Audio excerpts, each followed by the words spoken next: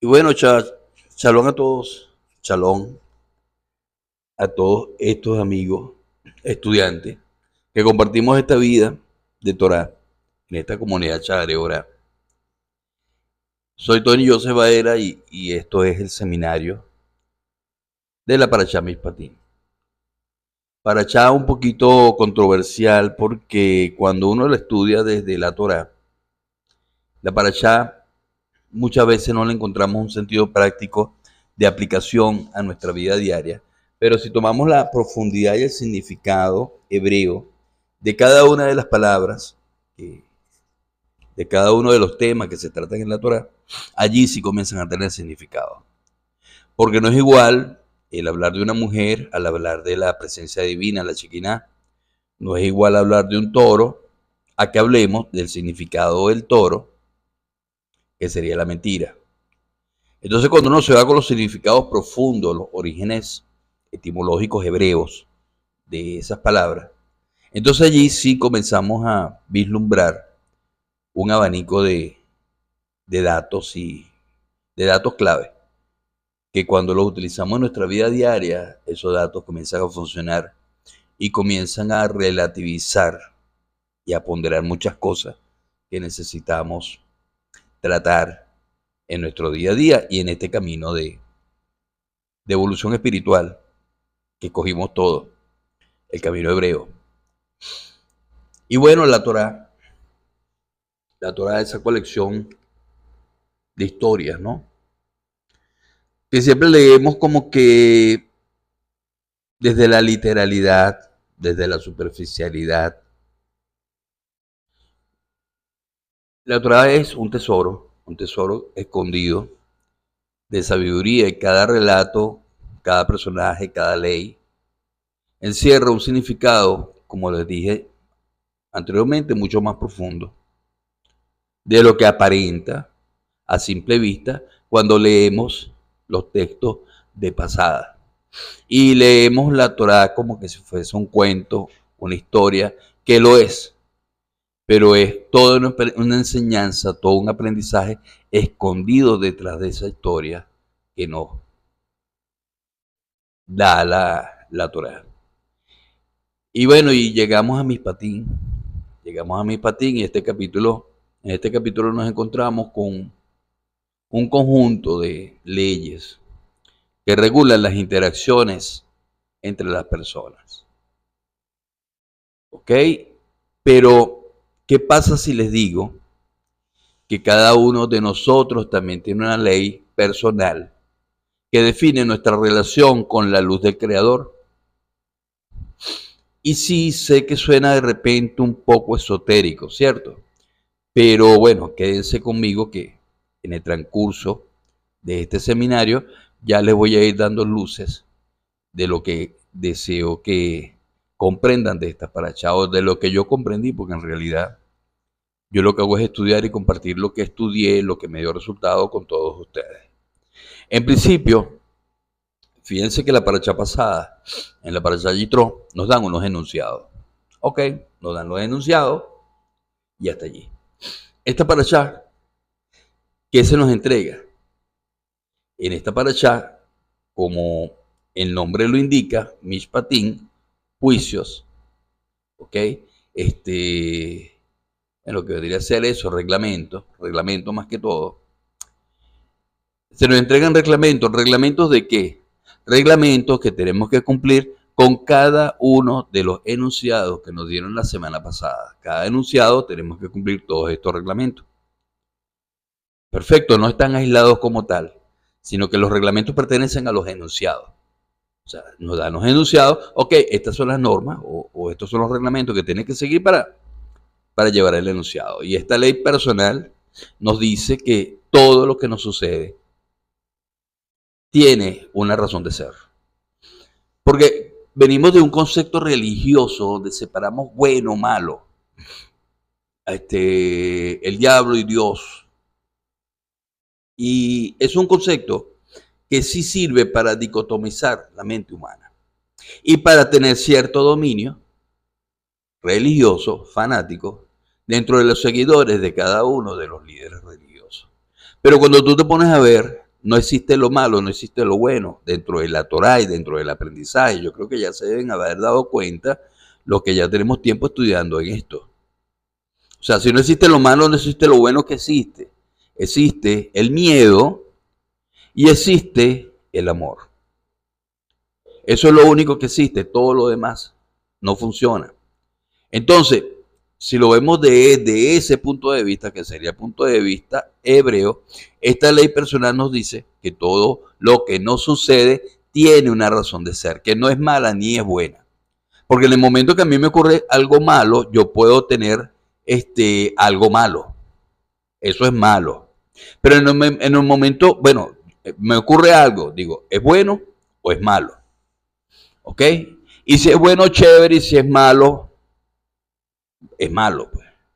Pero si yo veo la vida desde otro punto de vista, que es el que nos invita a Mishpatim, en vez de decir, esto es bueno, esto es malo, esta persona es buena, aquella persona es mala, esta persona me hace daño, la otra me ayuda, este tío me ayuda y el otro tío no está pendiente de mí, yo tengo que tomar en cuenta que son apreciaciones.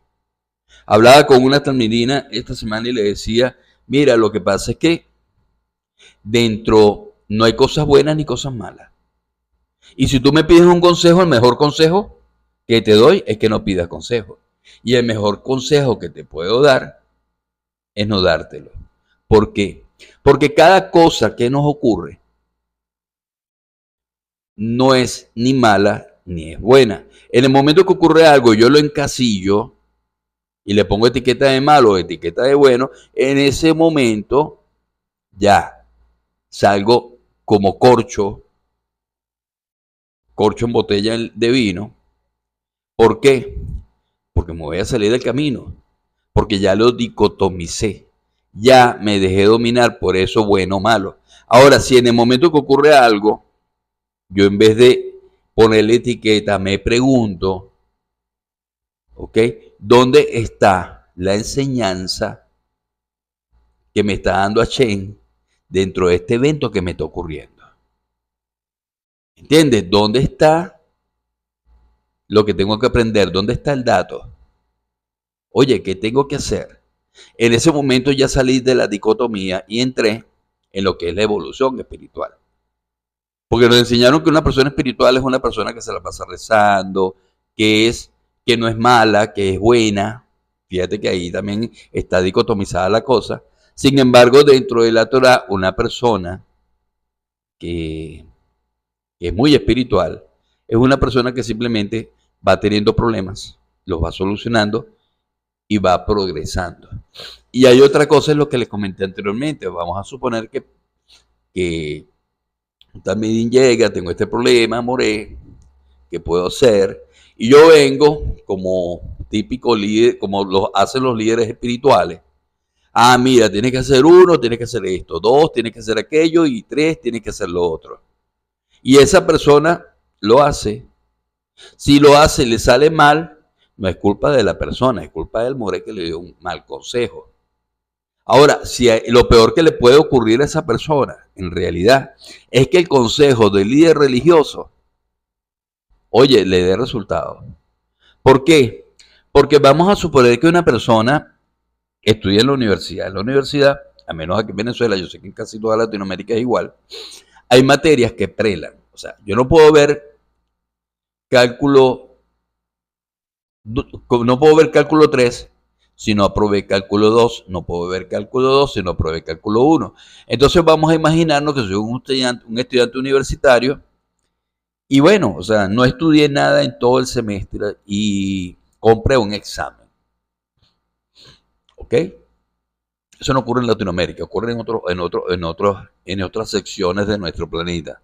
Pero este talmidín compró su examen, se lo aprendió, o de repente no se lo aprendió, lo copió en un papelito la respuesta, entró al aula, presentó el examen y sacó la nota sobre la nota.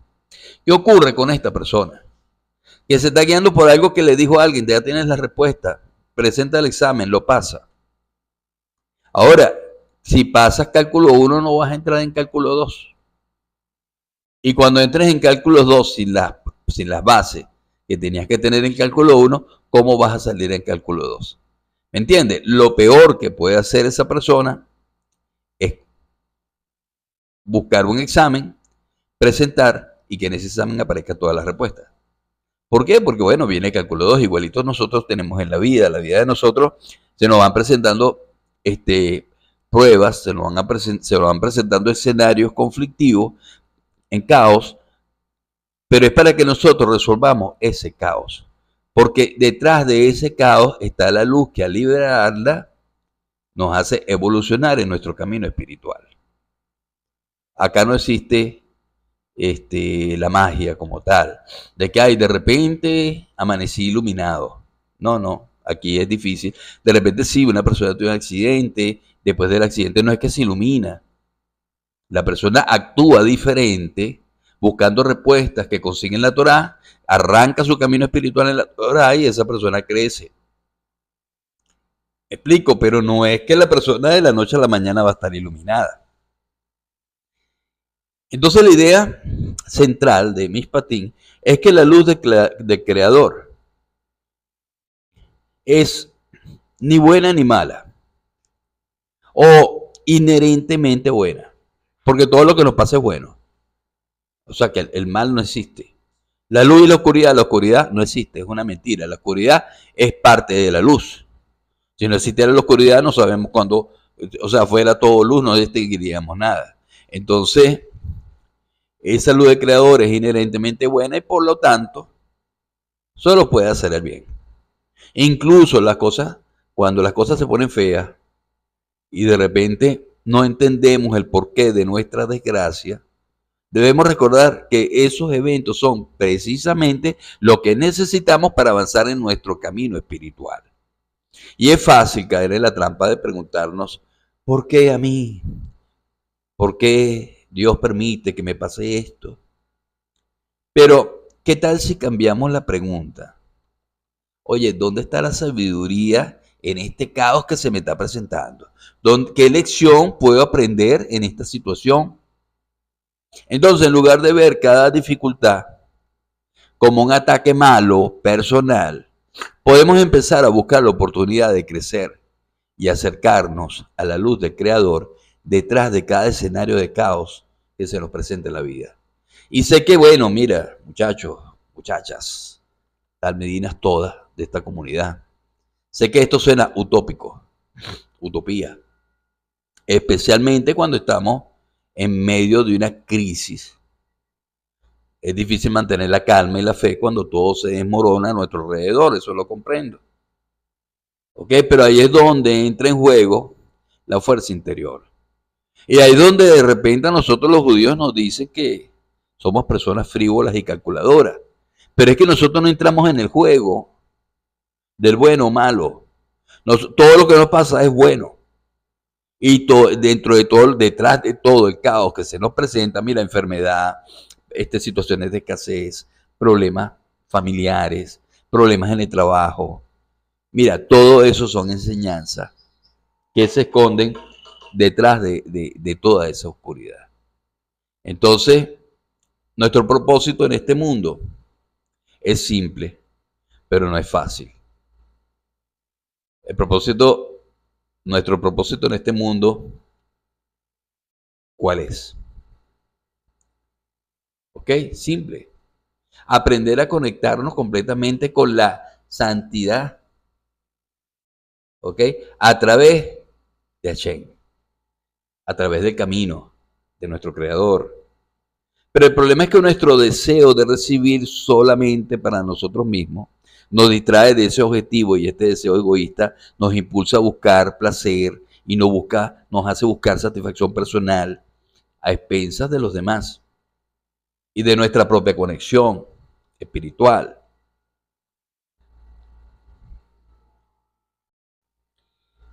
Y bueno, entonces, imagínense, ¿no?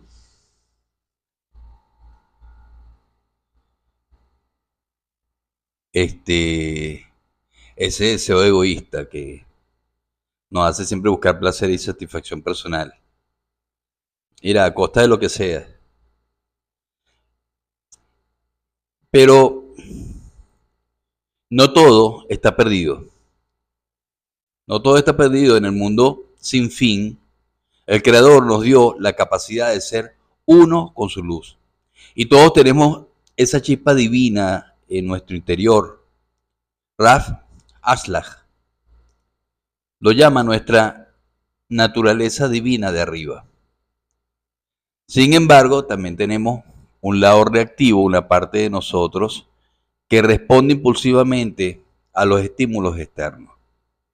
Y la clave está, mis queridos talmidines, en que resistamos esa parte reactiva, esa respuesta inmediata, impulsiva. Okay, esa emoción, cuando nosotros comencemos a sentir esa emoción de molestia, esa emoción de querer agarrar a tunda al otro, oye, cálmate, serénate y resiste esa parte reactiva. Porque cuando logramos controlar nuestros impulsos y reacciones negativas, revelamos la luz que hay en nuestro interior y nos convertimos en la causa en lugar del efecto. Y nos conectamos con la santidad de Hashem al conectarnos con la parte proactiva de nosotros mismos. Y mira, Rasberg, en uno de sus libros, él explica todo con un ejemplo que es espectacular. Él utiliza como ejemplo una computadora que se llama Deep Blue, que juega ajedrez y que derrotó al campeón mundial de ajedrez, Garry Kasparov. Eso fue como a finales de los 70.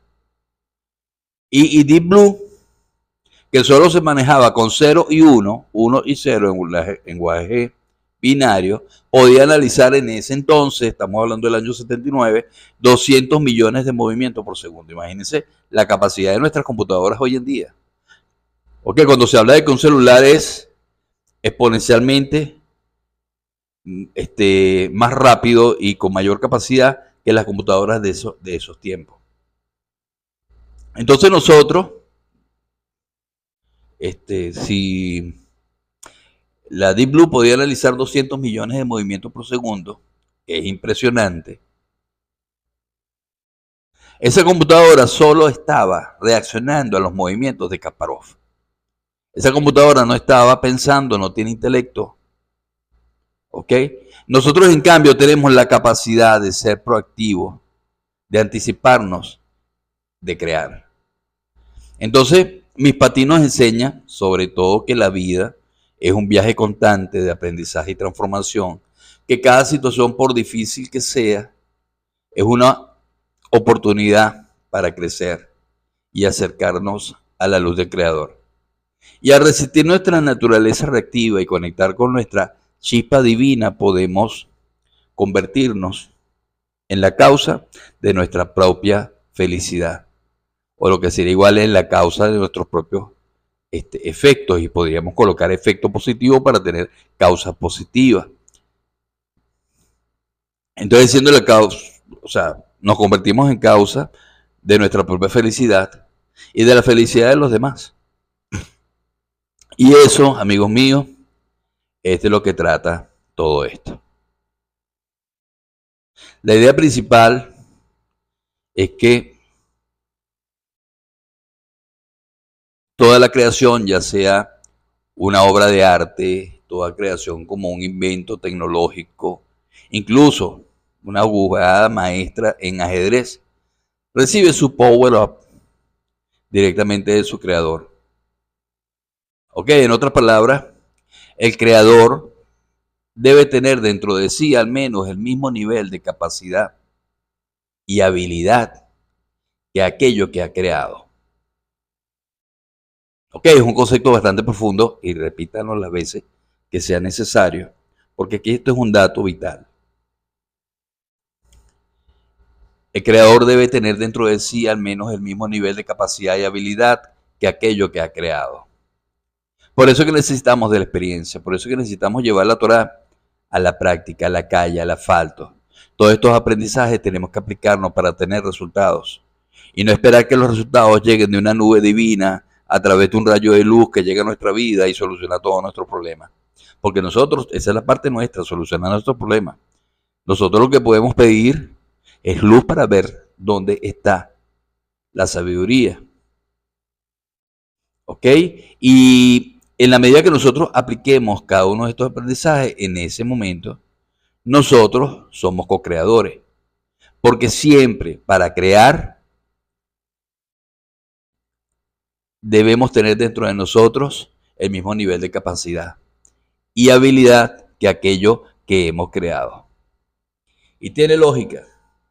No puedes sacar agua de una roca si no hay agua dentro de la roca. ¿Ok? En esta semana, en mi vida empresarial, uno de los empleados, oye, derramó el café sobre otro y se armó toda una trifulca reactiva. ¿Ok? Es una empresa. Y yo le decía, ¿por qué derramaste el café? Bueno, y me daba cualquier excusa, que porque yo iba caminando y me distraje y no fue a propósito que le eché café encima, y la otra decía que sí fue a propósito. Entonces sí, pero ¿por qué derramaste el café? Y otra respuesta loca, y le decía, bueno, ¿por qué ella te derramó café a ti? Mira, me daban cualquier tipo de respuesta cuando la respuesta es tan simple y tiene que ver con esta parachá.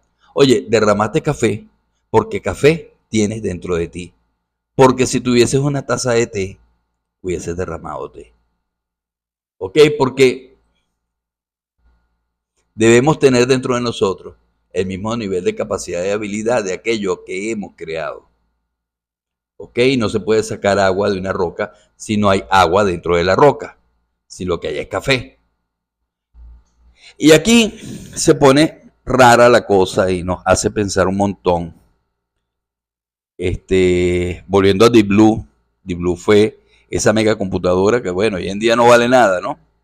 Pero en su momento era la mega computadora que le ganó al campeón mundial de ajedrez en los 90. Y mira, fue un hito tecnológico sin duda. Yo estaba muy niño en esa época. Bueno, niño no, estaba pero adolescente, jugaba ajedrez y eso era non plus ultra de ese momento. Pero los programadores no crearon, los programadores que crearon la Deep Blue, mira, no podían ni soñar con ver los miles de movimientos y estrategias que la computadora era capaz de calcular. Entonces, ¿cómo es posible que la creación Deep Blue superara con creces la capacidad de sus creadores? ¿Cómo puede ser el efecto mayor que la causa? Y aquí entra en juego Raspberry. Raspberry, con una explicación que mezcla la tecnología con una perspectiva espiritual y filosófica. Él nos recuerda que las computadoras como la Deep Blue funcionan con un sistema binario, una especie de lenguaje ultra simplificado basado en 0 y 1. Y este sistema, aunque es básico, es increíblemente eficiente para procesar información a velocidades súper asombrosas. Y ese lenguaje es el que actualmente utilizan las computadoras que tenemos. Del 0 y 1, miren todo el desarrollo tecnológico que hemos logrado a nivel informático como raza humana. Y Raspberry va más allá y lanza una bomba. Si nuestra mente humana estuviera siempre en un estado similar al sistema binario, alternando rápidamente entre 0 y 1, seríamos máquinas de pensar aún más potentes que cualquier computadora. Aunque en el ser humano ese 0 y 1 no es malo o bueno. En el ser humano la equivocación es esa y lo que han tenido escondido es eso, que en el ser humano Hashem nos dio fue dos alternativas en las cuales nos tenemos que sumergir, que es jugar entre el miedo, no es lo malo, es el miedo y el amor. Y vamos a llamarle al miedo 0 y al amor 1. Y a través de miedo, amor, se deriva todo lo que nos pasa en este planeta. Perfecto, entonces si nosotros alternamos rápidamente entre lo que es el miedo y el amor, oye, seríamos máquinas de pensar aún más potentes que cualquier computadora, pero lamentablemente no es así. Según el Raffer, cuando reaccionamos de forma impulsiva, cuando reaccionamos de forma negativa, una cortina satánica, por llamarlo de alguna manera, cubre el 96% de nuestro cerebro, dejándonos operando con tan solo un 4% de nuestra capacidad real. Imagínate el desperdicio. ¿Ok? ¿Por qué sucede esto? Y aquí viene la conexión con el nivel SOT, con la cábala y el deseo de recibir solo para uno mismo. Y este deseo egoísta, esta tendencia a querer todo para nosotros sin pensar en los demás, es lo que nos impide acceder a todo el potencial que tenemos dentro. Es como un grifo cerrado que no deja fluir la abundancia y la sabiduría. Y la solución según esta perspectiva es la persistencia. Oye, resistir este impulso egoísta, resistir la tentación de reaccionar de forma negativa, resistir la limitación que nos autoimponemos, y al hacerlo, al cesar de hacer aquellas cosas que nos impiden acceder a la inteligencia infinita de la fuerza de luz de Hashem, permitimos que más luz entre en nuestra conciencia. Y este es otro dato vital. La solución es persistir, resistir ese impulso egoísta, resistir la tentación de reaccionar de forma negativa, resistir la limitación que nosotros imponemos, y al hacerlo, al cesar de hacer aquellas cosas que nos impiden acceder a la inteligencia infinita de la fuerza de luz de Dios, permitir que más luz entre a nuestra conciencia. Y la resistencia entonces se convierte en la llave que abre la puerta a un acceso sin restricciones a la luz y por ende a nuestro verdadero potencial. Entonces la idea es que todos tenemos un potencial increíble dentro de nosotros, un potencial que supera con creces las capacidades de cualquier máquina, pero ese potencial está bloqueado por nuestros propios miedos y inseguridades y sobre todo por nuestro egoísmo. Entonces, al resistir esos impulsos negativos y conectar con una fuerza superior, podemos liberarnos de esas cadenas y acceder a esa sabiduría y a ese poder ilimitado. Y es un concepto complejo, sin duda, que invita a la reflexión.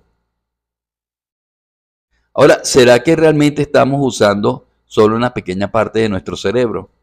Por este motivo que ya les expliqué. ¿Será que solamente estamos usando el 4%? ¿Será que la clave para desbloquear nuestro potencial está en la resistencia, en la conexión con algo más grande que nosotros mismos? Son preguntas que cada uno debe responderse por sí mismo, pero sin duda es un tema que da para pensar, y mucho. Y bueno, entonces sí, cuando reaccionamos de forma impulsiva, cuando reaccionamos de forma negativa, una cortina satánica cubre el 96% de nuestro cerebro, dejándonos operando tan solo con un 4% de nuestra capacidad real. Imagínense el desperdicio, como le dije anteriormente. ¿Qué implica eso?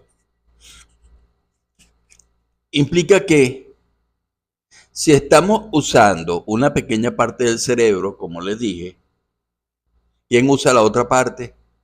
Si solo estamos usando el 4%, ¿quién usa el 96%? La idea de que todos nacemos en el campo de juego de Satán suena un poco fuerte, ¿verdad que sí? Pero piénsalo un poco. Imagínate un juego donde las reglas están hechas para que siempre pierdas. Un sistema que te mantiene dando vueltas sin realmente avanzar. Eso es más o menos lo que Ralph Ashlag nos está diciendo. Estamos atrapados en un ciclo, jugando un juego que no podemos ganar con las reglas religiosas actuales. Y eso es tronco de panorama, ¿no? Pero aquí viene la buena noticia. Hashem nos echó un cable. En su infinita compasión, como decimos, nos dio una herramienta secreta para salir de este embrollo. Y esa herramienta secreta, esa arma secreta que tenemos para trabajar en el campo de juego de Satán, es nuestra alma precisamente. Y piensa en ella como un GPS interno que nos guía hacia la salida, un arma secreta contra el jefe final de este juego infernal, ¿no? Ahora, aquí es donde todo se pone denso. El capítulo de Mishpatim con todas esas leyes sobre esclavos y animales parece sacado de otra época, ¿cierto? Pero según los sabios, según la sabiduría hebrea, Mishpatim esconde un secreto jugoso sobre la reencarnación, porque resulta que esas leyes no hablan tanto de esclavos literales, sino de cómo nos movemos de una vida a otra, cargando con todo el equipaje que recogemos en el camino. Imagínense eso. Movernos de una vida a otra cargando todo el equipaje que vamos recogiendo sin soltarlo. Imagínate mudarte de casa, pero sin poder tirar nada a la basura. Al final, vamos a estar enterrados bajo montones de cosas inútiles. Pues eso es lo que pasa con nuestras vidas pasadas. Cada una deja una huella, una mochila llena de experiencias, traumas, patrones, comportamientos. Y mira, podemos hablar de entre vidas, o sea, de procesos de encarnación, pero también podemos hablar de nuestra propia historia. Nosotros cambiamos de año cargando toda esa basura, ok, todo ese equipaje del año anterior, lo cargamos este año. Ok, nos mudamos de año, nos cambiamos de año, por supuesto, cada Rosh Hashanah es un inicio, pero no botamos las cosas, nada, no botamos nada a la basura. No, seguimos cargando lo mismo, ¿no? Todo el tiempo. Y por eso es que estamos enterrados bajo montones de pensamientos, emociones y cosas inútiles. ¿Ok? Y cada una de esas cosas que nos han pasado, cada una de esas experiencias que nos marcaron, deja una huella, una mochila que se llena de experiencias. Y aquí les doy el truco, el dato. Para liberarnos de ese equipaje tenemos que entender las reglas del juego. Pero no tenemos que entender las reglas de Satán. Ojo. No las reglas de Satán, claro, sino las reglas para derrotar a Satán, pero en su propio juego. Y Rav Yitzhak Luria, y ese es el peso pesado de los rabinos, nos dice que la clave está en conectar con nuestras vidas pasadas. Y wow, ¿cómo conectamos con nuestras vidas pasadas? ¿Cómo conecto yo hoy con mi última encarnación? Si no puedo recordar. Y si no podemos recordar, o al menos sentir alguna conexión con una vida anterior, estamos perdidos, atrapados para siempre en este ciclo. Y es como que si estuviéramos jugando a las escondidas con los ojos vendados. Ahora, pero ¿cómo conectar con nuestras vidas pasadas? Esa es la pregunta. Y mi respuesta es, no te preocupes. No necesitas una máquina del tiempo. Aunque bueno, ayudaría si existiera. Pero a veces, mis queridos talmidines, es solo cuestión de prestar atención a esas cosas raras. Prestar atención a tus rarezas. Esas cosas que te hacen único y que no parecen tener mucho sentido. ¿Por qué le tienes miedo? ¿Por qué le tienes tanto miedo a las arañas si nunca te ha picado una? ¿Por qué le tienes miedo a las culebras si nunca te han picado? ¿Por qué te sientes inexplicablemente atraído por una cultura en particular? ¿Por qué tienes ciertos talentos o habilidades que parecen innatas? Mira, podría ser que esas cosas sean eco de tu vida pasada. Pistas que te llevan a descubrir quién fuiste y por qué eres como eres. Y una vez que empiezas a conectar los puntos, las cosas se ponen interesantes. De repente, esas manías, de repente esas fobias empiezan a tener sentido. Y entiendes por qué te comportas de cierta manera, por qué te atraen ciertos tipos de personas, por qué te atraen ciertos tipos de situaciones. Y lo más importante, tienes la opción de cambiarlo. Puedes decidir si quieres seguir aferrándote a ese equipaje del pasado o si prefieres soltarlo y seguir adelante. Es como si tuvieras el control remoto de tu propia vida. ¿Ok? Y esto se presenta en todos los aspectos de nuestra vida, sobre todo, mira, a nivel matrimonial, para que no se les olvide. Hay parejas que se separan y vuelven. Y cuando vuelven, aplican la tecnología religiosa del borrón y cuenta nueva. Y mira, mis queridos amigos, eso no da resultado. No da resultado porque el borrón y cuenta nueva que nos hace seguir cargando el equipaje de cosas inútiles que pasaron en esa relación, que pasó en esa relación y que hizo que esa pareja se separara. El borrón y cuenta nueva, como no se procesó esas cosas que separaron a la pareja, se van a seguir presentando. ¿Y qué es lo que tenemos que hacer? Ir a esas cosas. ¿Ok? Ir a esas cosas. Ir a nuestras experiencias de esa relación que había hecho que esa persona se separara. ¿Qué fue lo que hizo que se separara? ¿Ok? Descubrir por qué se separaron. Descubrir cómo es cada uno de ustedes. Y una vez que se comienzan a conectar esos puntos, las cosas se van fluyendo.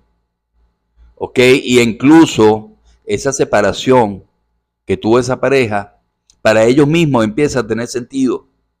Y van a decir, wow, si no nos hubiésemos separado de verdad, no solucionamos nada.